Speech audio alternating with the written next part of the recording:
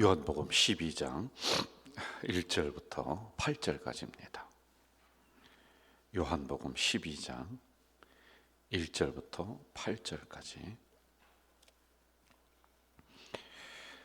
찾으셨으면 한 목소리로 같이 읽겠습니다. 6월절 엿새 전에 예수께서 베다니에 이르시니 이곳은 예수께서 죽은 자 가운데서 살리신 나사로가 있는 곳이라.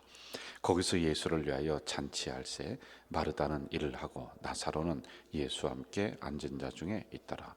마리아는 지극히 비싼 향유 곧 순전한 나드 한 근을 가져다가 예수의 발에 붓고 자기 머리털로 그의 발을 닦으니 향유 냄새가 집에 가득하더라. 제자 중 하나로서 예수를 잡아줄 가룟 유다가 말하되 이 향유를 어찌하여 300데나리온에 팔아 가난한 자들에게 주지 아니하였느냐 하니, 이렇게 말하면 가난한 자들을 생각함이 아니요 그런 도둑이라 돈깨를 맞고 거기 넣은 것을 훔쳐 가미라라. 예수께서 이르시되 그를 가만히 두어 나의 장례할 날을 위하여 그것을 간직하게 하라. 가난한 자들은 항상 너희와 함께 있거니와 나는 항상 있지 아니하리라 하시니라. 아멘. 우리는 요한복음 11장을 가지고 한 3주 정도 새벽에 이렇게 묵상을 했습니다. 죽은 나사로를 살리시는 마리아, 마르다 가정에 일어났던 이 기적의 역사.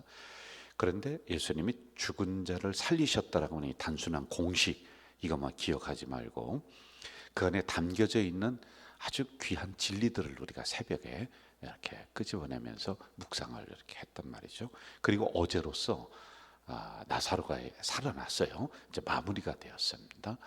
그리고 나서 그 이후에 그 집안에 일어났었던, 그러니까 어떠한 형태의 그 나사로가 살아나고 난 다음에 그 집안의 풍토가 어땠느냐라고 하는 이 부분을 우리가 좀 보도록 할게요. 오늘 이제 두 부류의 사람을 이렇게 만나게 되는데, 하나는 은혜를 보답하고자 하는 감사한 마음으로 우리 주님 앞에 향유를 쏟아붓는 마리아, 마르다 가정을 우리가 좀 보게 되고요. 또 하나는 인간적인 생각으로 이걸 단순히 돈으로 계산하는, 이거 쓸데없는 거다, 허비하는 것이다, 낭비하는 것이다, 이렇게 돈으로 환산하는 가룟 유다. 그런데 이게 마리아와 가룟 유다의 그 사람 두 명의 문제가 아니라 우리들의 신앙적인 부분이 둘로다가 이렇게 구분이 된다는 거예요. 어떤 사람은 어떤 사건이 내려오면은 먼저 이성적으로 머리로 돌아갑니다. 뭐 그거 잘못된 건 아니죠. 그렇게 하다가도 우리가 다시 말씀으로 가면 되거든요. 그리고 어떤 사람은 어떤 고난 앞에서 하나님 앞에 감사로 나아가는 이러한 신앙의 유형이 두 가지가 있다. 이걸 우리가 좀 보면서 이 말씀 새벽에 묵상을 하면 좋을 것 같아요. 자, 우리 말씀으로 한번 또 들어가 봅시다. 2절 봐요. 거기서 예수를 위하여 잔치할세. 예수를 위하여 뭐를 했다? 잔치를 했다. 무슨 잔치일 것 같아요, 여러분? 죽었던 오라버니가 살아 돌아왔으니 마땅히 감사의 잔치를 하게 됩니다. 자, 보세요. 2절에 보면은 마르다는 일을 하고 나사로는 어떻게 해요? 예수와 함께 앉은 자 중에 같이 있는 거예요. 그리고 마리아는 어떻게 해요? 지극히 비싼 양유 한 근을 가져다가 예수님 발 앞에 깨트리면서 쏟아붓습니다. 자, 여기서도 한번 보세요. 2절 마르다는 일을 해요. 그리고 3절 마리아는 예수님 앞에서 말씀을 들으면서 자기가 가지고 있었던 소중한 것을 깨트리는 이런 신앙의 유형들이 있어요. 자, 이거는 우리가 감사로 나아가는 그 가정들에도 신앙의 단계가 있다는 거예요. 신앙에. 어떤 학자는 신앙의 단계를 7단계로 나누고 사도 바울은 신앙의 단계를 3단계로 나눠요. 젖으로 먹는 단계가 있습니다. 그 아기 때죠. 그리고 식물을 먹어, 밥을 먹어, 어른 때죠. 그리고 더 성장을 하면 딱딱한 것을 먹는 단계가 있다는 거예요. 자, 여기서 말씀하시는 그 마르다는 일을 해요. 자기를 합니다. 뭐 잔치 음식을 나눌 수가 있죠. 그런데 마리아는 예수님 앞에 딱 붙어서 그 말씀을 듣는 이러한 신앙의 단계. 여러분은 어떤가라고 하는 거예요. 여러분, 신앙의 연조가 깊어요. 그러면 신앙의 단계도 높을 거라고 생각하는데 아니에요. 거꾸로 갑니다. 아주 어린아이 신앙이 있고 유치원 신앙이 지금도 여러분에게는 많이 있어요. 우리가 어떠한 중심으로 가느냐라고 하는 겁니다. 자, 제가 말씀을 증거할 때 주일에 이렇게 보면은 재미난 말씀만 찾는 사람들이 있어요. 그래서 제가 이런 얘기 하잖아요. 그러려면 저 개그 프로그램에 가시라고, 좀 웃기는 사람들한테 가야지. 근데 낮은 신앙이에요. 아, 설교가 참 재미있었다. 아니, 어떻게 하나님 말씀이 재미있는 게 몇 개가 있습니까? 그렇지 않거든요. 그리고 거기에만 설교에 초점을 맞추려고 하는 목회자들, 이건 낮은 신앙이에요. 그런데 어떤 분들은 찔리는 말씀도 나에게 주시는 말씀이다, 아멘 하면서 그 말씀을 잘 받는 분들이 있어요. 이게 신앙이 딱딱한 것을 먹을 수 있는 깊은 신앙으로 가는 거예요. 그리고 목회자들도 성도들의 비유만 맞추려고 하는 것이 아니라, 기분만 맞추려고 하는 것이 아니라, 그거와 상관없이 하나님의 말씀을 올바로 전달하는, 이게 올바른 목자들 아니겠습니까? 이렇게 우리들 안에서도 신앙의 단계는 반드시 있다. 그렇지 않아요? 어떤 분은 감사의 표현을 할 때 아유, 하나님 제 마음 아시죠? 감사합니다, 이렇게 하고 땡치는 사람이 있어요. 그런데 어떤 분은 자기가 가지고 있는 소중한 것을 하나님 앞에 올려대, 어떻게 똑같을 수가 있습니까? 그렇지는 않잖아요. 어떤 분은 360일 예배 한 번도 안 빠지면서 하나님 앞에 그렇게 감사의 표현을 하는 분이 있고, 어떤 분은 1년에 한 두세 번 나오는 사람은 어떻게 같을 수는 없단 말이죠. 자, 이렇게 우리들 안에서도 등급은 그런 어떤 신앙의 경륜에 따라서 나눠진다. 급이 나눠질 수 있다. 이걸 우리가 좀 봐야지만 돼요. 자, 그리고 한번 마리아 입장에서 봅시다. 3절로 한번 가봅시다. 마리아는 지극히 비싼 향유 곧 순전한 나드 한 근을 가져다가 예수의 발에 붓고 자기 머리털로 그의 발을 닦으니 향유 냄새가 집에 가득하더라. 이렇게 나옵니다. 이건 굉장히 고마움의 표현, 감사의 표현, 당연한 겁니다. 왜요? 아니, 자기들 가정에 있는 근심을 해결해 줬잖아요. 문제가 해결됐지 않습니까? 그러니까 거기에 대해서 마땅하게 표현을 하는 거란 말입니다. 자기가 가지고 있었던 아끼는 향유를 주님 발 앞에 깨뜨리고 자기의 머리털로 그 발을 씻어드리는 이러한 거룩한 행위를 합니다. 이 값어치는 마가복음에서는 300데나리오, 300데나리오라는 것은 2,500만 원 정도 이렇게 된다고 했잖아요. 시집 갈 때 가져가려고. 이거 모아둔 거예요. 자기가 죽을 때 향유를 자기 몸에 바르면서 이 방부제 역할도 하고 또 여러 가지 역할을 하는 아주 고급스러운 향유란 말이에요. 이걸 아낌없이 드리는 그런 말이죠. 그리고 자기의 머리털로 발을 씻었다라고 하는 것은요, 머리털은 영광을 상징합니다. 주님의 기적 앞에 자기의 가지고 있는 소중함도 내려놓고 자기가 무릎을 꿇으면서 자기의 영광도 내려놓는 거야. 예수님 앞에요. 그러면서 감사를 표현하는 이 마리아를 볼 수가 있는 거죠. 그리고 여기서 우리가 또 하나 또 봐야 될 게 있습니다. 아무리 작은 선물이라도 준비했다가 드리느냐, 아니면은 어디 있으니까 그냥 아이고 여기 있습니다 라고 드리느냐, 요 차이가 있어요. 여러분, 그냥 어디 있으니까 하나 집어다가 선물 있어라고 전달하는 것은 별로 받는 사람도 좋지 않아요. 기분 안 좋습니다. 그런데 작은 거라도 그 사람을 생각하면서 내가 준비하고 드렸다, 마음이 움직이는 거야. 지금 값어치의 문제가 아니라 이 마리아의 감사의 표현에 대한 부분을 예수님은 아시고 어떻게 해요? 이 여자가 하는 행위가 복음이 증거되는 곳에 가서는 어디든지 이 이야기를 해라. 제가 그 얘기했잖아요. 복음과 이렇게 드리는 헌신에 대한 부분을 같은 선상에 놓고서 이렇게 설명을 합니다. 이런 게 없어요, 여러분. 이게 뭐 비싼 걸 드렸기 때문에 그랬다, 2,500만 원 정도의 값어치를 아니, 그게 아니라 마음이 이 안에 담겨져 있다는 거예요. 이걸 우리가 알아야지 됩니다. 제가 이 말씀을 준비하면서 우리 성도님들이 간혹가다 저를 위해 이렇게 선물을 주실 때가 있어요. 뭐 음식이라든지. 그럼 정말로 감동이 되고 감사해요. 근데 제가 우리 교회에서, 지금 우리 교회를 안 나오기 때문에 이야기를 드리는데요. 신방을 기업인데 자주 갔습니다. 근데 갔더니 그분이 자꾸 끝나고 나서 반드시 점심을 먹고 가야 된다, 뭐 이런 형태. 그런데 저 같은 경우는 신방을 뭐 오전에 하고 또 그 다음에 신방에 또 계속 있으니까 그 때를 맞추는 게 어려워요.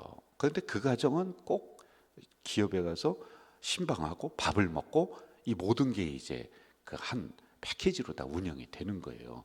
그래서 제가 양해를 구했어요.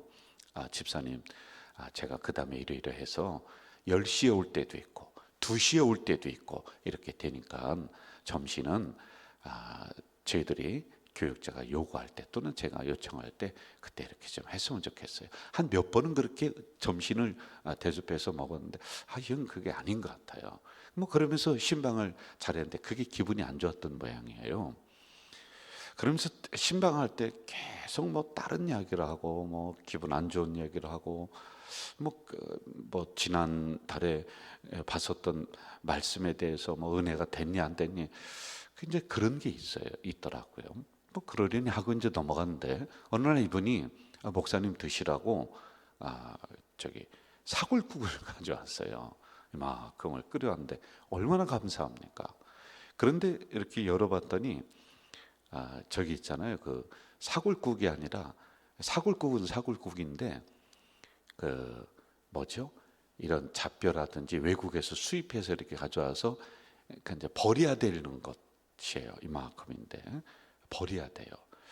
이거는 뭐 도저히 먹을 수 있는 게 아니에요. 제가 웬만하면 다 먹거든요.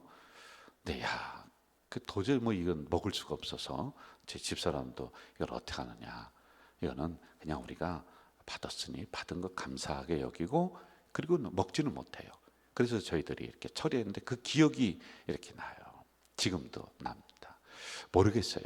하여간 이런 유형의 것들이 있단 말이죠. 작은 거라도 준비했다 드리는다. 그러면 그 마음이 감동이 되는 거예요. 그러니 예수님이 있다가 어떻게 해요? 그 값어치와 상관없이 복음이 증거되는 곳에 이 여자가 행한 일을 그대로 이야기해라.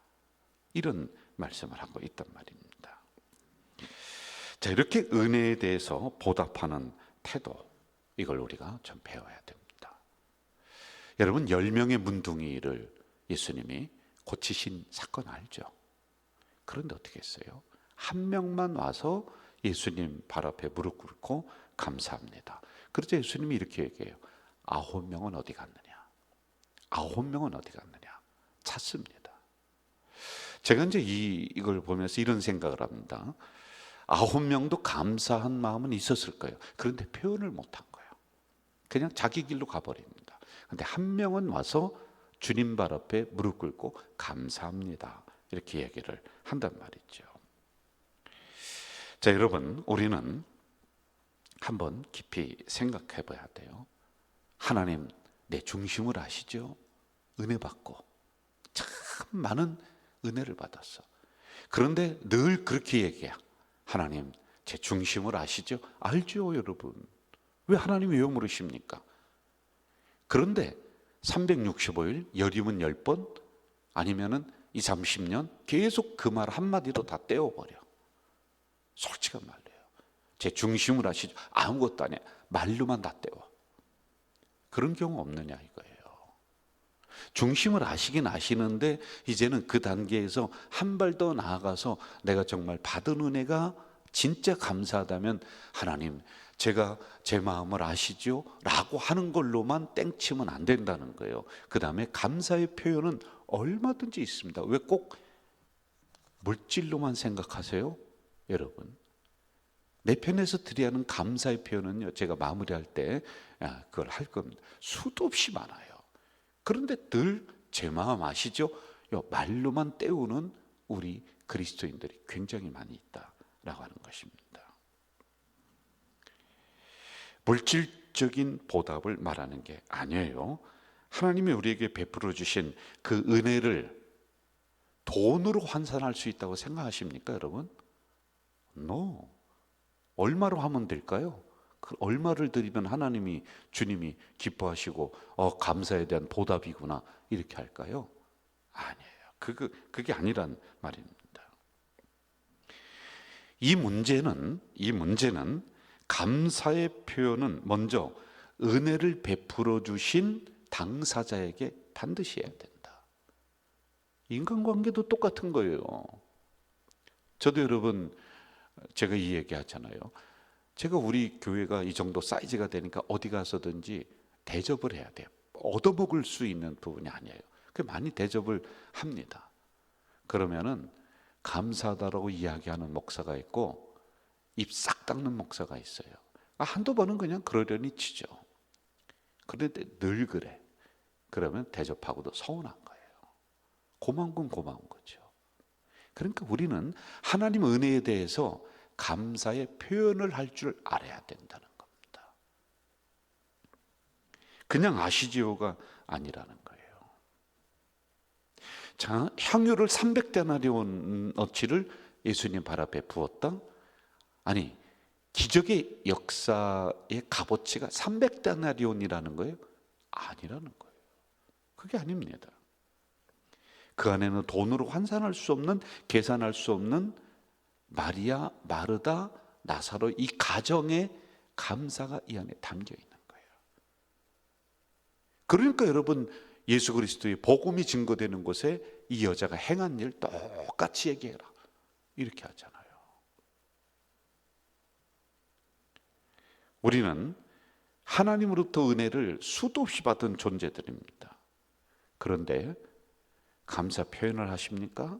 아니면 감사 표현을 하는데 어디 가서 하십니까? 주신 분도 하나님이요, 거두신 분도 하나님이신데 엉뚱한 곳에 가서 감사 표현을 하며 살아가는 건 또 아닌가요? 이렇게 하시면 돼요. 저는 우리 가지 공동체 성도들이 두 가지 입장으로 감사 표현을 하며 살아가면 좋겠다. 첫째, 하나님 앞에 감사 표현을 하자. 받은 은혜가 있다며. 그러면 1년 내내, 10년 내내 맨날 하나님 아시죠? 그 말 한마디 하고 땡치지 말고 이렇게 하면 좋아요. 하나님이 가장 좋아하는 게 뭘까?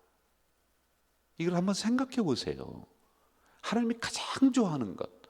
저는요, 두 가지로 제가 딱 집약을 할 수 있어요. 하나, 그렇게 우리가 표현하면 돼요. 하나는 뭐냐? 예배를 가장 좋아하셔요. 그렇지 않습니까?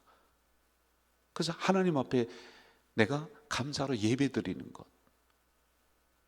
그리고 두 번째, 가장 좋아하시는 것은요, 영혼 구원이야. 영혼 구원.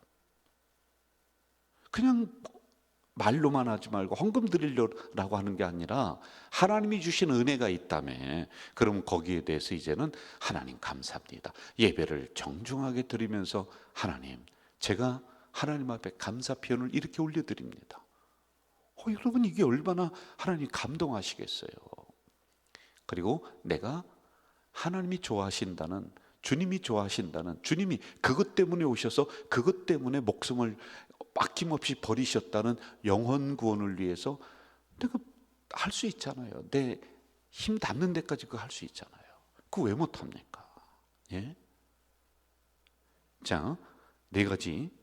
말씀 중심, 예배 중심, 기도 중심. 맞죠? 또 하나 뭐라 그랬어요? 영혼 구원 중심. 우리 교회 제가 주장하는 거 다시. 예배 중심, 새벽에 좀 입 좀 벌리세요. 예배 중심, 말씀 중심, 기도 중심, 영혼 구원. 말씀, 예배, 기도는 내 거야, 내 거. 그러니까 나와 하나님과의 관계에서 그냥 내가 하나님 앞에 올려드리는 거예요. 영혼 구원은 나가는 거예요. 주님 그것 때문에 오셨다는데, 그것 때문에 지금 이 어려움을 겪으면서 오시는데, 그거 우리가 할 수 있잖아. 그러니까 꼭 물질로만 환산하는 이 머리를 여러분 그렇게 비우셔야 돼요. 그러면 안 돼요. 어떻게 물질로만 그렇게 합니까? 이렇게 우리는 하나님 앞에 감사 표현을 하면서 사셔야 돼요.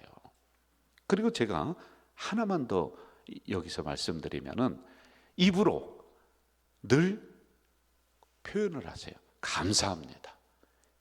감사합니다. 이게 마음으로 믿어 의에 이르고 입으로 시인하여 구원에 이르는 거예요. 아니, 말을 안 하는데 저 사람 속을 모르겠어요. 말을 하셔야지.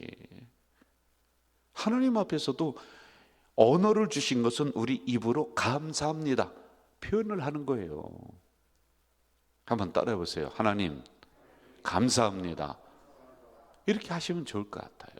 자, 그리고 마지막 두 번째 감사 표현입니다. 사람에게 감사해야 돼요. 사람에게 고맙다는 인사하셔야 됩니다. 그런 분들이 이렇게 있으면은 아유 장로님 감사합니다. 아유 권사님 고맙습니다. 여러분 그 말 한마디가 천냥빛을 갚는 거란 말이에요. 하나님이 저 권사님 보내서 나를 도와주셨으니 나는 뭐 하나님 앞에 감사. 그러니까 인간관계가 엉망이 돼버리는 거예요. 그 사람에게 해야지. 하나님에게 할 건 내가 하나님과의 관계에서 하는 것이고 눈에 보이는 그 사람에게 해야지. 감사하다는 말 한마디, 메시지 하나 전달할 줄 알아야지. 그리고 지난번에 보니까 그 연말에 어떤 사모님이 글을 썼어요. 편지를 썼는데 그 저한테 어떤 분이 보여주더라고. 목사님 이거 보세요. 너무 감동이에요. 보니까 카페 운영했었던 분들에게 1년 동안 고맙고 감사합니다. 이렇게 친절하게 해주셔서 감사합니다. 이게 그분들이 1년 동안 가지고 있었던 무거운 마음이 싹 녹아버리는 거야. 그 편지 한 장에. 여러분들은 당연하게 교회에서 어떤 분이 봉사하면 당연하게 받는 걸로 생각하는데 그러지 마세요. 식당 가서도 왜 밤늦게 나오냐고 맨날 소리 지르지 말고 주방에 있는 분들에게 고맙다고 인사 한마디 하고, 저 들어오면서도 안내하시는 주차하시는 분들 얼마나 여러분 그 겨울에 고생하십니까? 아니 주차 안내 똑바로 하라고 나 차 못 들어게 한다고 화나지 말고 따뜻한 두유 하나라도 갖다 줘봤냐고. 그런 걸 그게 무슨 큰 돈 드는 거예요? 교회에서도 그거 못 합니까? 그리고 편지를 또 보여준 권사님이 저에게 오더니 목사님 또 보세요. 그런데 뭐에 대한 거예요? 그랬더니 이번에 사진전을 했잖아요. 이렇게 교회 역사에 대해서 아름답게 사진을 찍어서 성도들에게 요소 보여주니 너무 감사하다고 그걸 이제 편지를 써서 권사님에게 준 거야. 그 사진부에게 준 거예요. 그러니 그 노고가 한순간에 사라지는 거야. 그 어려웠던 마음들이. 이렇게 우리가 표현하세요, 여러분. 우리는 하나님에게 받은 은혜 커요. 또 사람에게 받은 은혜도 커. 그러면은 거기에 대해서 이제는 표현하면서 살자라는 겁니다. 오늘 주신 말씀이 핵심이 그거예요. 오늘은 여기까지 우리가 묵상하고 다음에는 가룟 유다 입장에서 이 부분을 한번 또 접근하면서 보겠습니다. 여러분 감사 표현하면서 사시기를 주 이름으로 축원합니다. 전능하신 아버지 하나님, 오늘도 은혜 주시니 감사합니다. 우리가 받은 은혜 만극한데 표현하며 살아가는 우리가 되도록 도와 주시옵소서. 예수님의 이름으로 기도하옵나이다. 아멘.